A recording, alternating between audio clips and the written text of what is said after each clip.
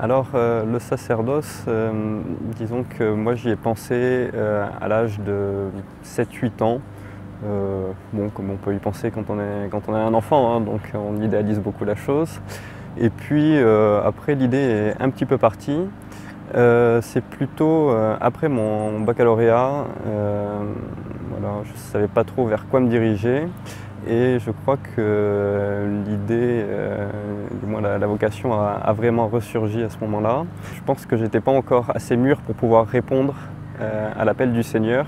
Et donc j'ai pris le temps, quelques années, 4-5 ans.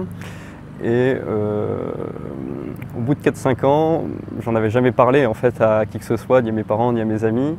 J'ai décidé donc d'aller voir un prêtre. J'ai pris un peu un prêtre au hasard, c'était le prêtre qu'il y avait dans ma paroisse à Bordeaux. Et bon voilà, je lui ai exposé un petit peu toute ma vie. Et lui me dit à la fin, écoute, tu as bien fait de venir me voir, moi je suis le responsable des vocations du diocèse. Donc voilà, je crois que l'Esprit Saint m'avait bien guidé.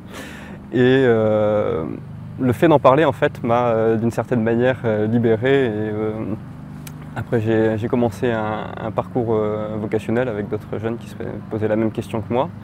Et pour moi ça a été tout de suite très clair. Donc je suis rentré au séminaire un an après. Par contre la vocation missionnaire, ça n'a pas été une évidence. Au début, je pensais plutôt à la vie religieuse, enfin je balançais entre la vie religieuse et une vocation de prêtre diocésain. Bon, j'ai rapidement vu que la vie en communauté, c'était pas pour moi, mais en même temps, je sentais que c'était pas non plus tout à fait la vie de prêtre diocésain. Et c'est finalement en arrivant au séminaire français de Rome, je me suis retrouvé avec d'autres séminaristes des missions étrangères de Paris.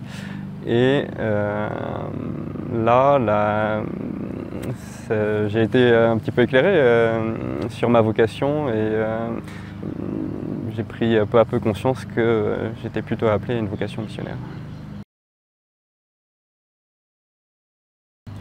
Alors, se préparer à la mission en Asie, c'est pas évident, sachant que je n'ai pas mon pays de mission. Donc entre le Japon et Madagascar, il y a quand même une vraie différence dans la mission. Par contre, je crois que voilà, il s'agit un peu d'avancer avec confiance dans cette vie, notamment dans la vie de prière. Je crois que la vie d'oraison, c'est quand même une des clés de réussite finalement d'une vie quelle qu'elle soit, hein, que ce soit prêtre en diocèse en France ou en mission ailleurs. Donc c'est d'abord vraiment dans la prière.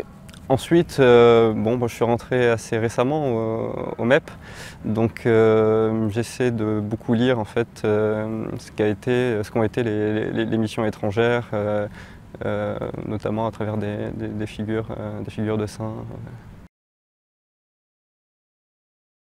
Je dirais que une fois qu'on a goûté à l'amour de Dieu, on a envie que tous les autres en profitent. Donc voilà, moi, voilà, l'évangile, c'est quelque chose qui m'a accompagné toute ma vie. C'est ma force et ma joie aussi. Et j'ai envie de partager cette joie avec le monde parce que je sais que voilà, ça peut changer les cœurs. Il ne s'agit pas après d'apprendre à vivre aux gens, mais simplement de faire partager cet amour que Dieu nous donne.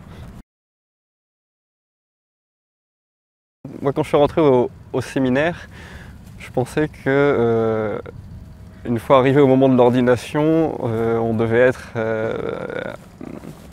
parfait, disons, et parce que j'avais en tête beaucoup de figures de saints prêtres qui ont été présents dans ma vie. Et finalement, je m'aperçois que 2 semaines avant l'ordination, je suis encore loin du compte. Donc finalement, la préparation, pour moi, c'est reconnaître sa petitesse, voilà, accepter la pauvreté de ce qu'on est et finalement, malgré cela, laisser un peu plus de place chaque jour au Christ dans sa vie.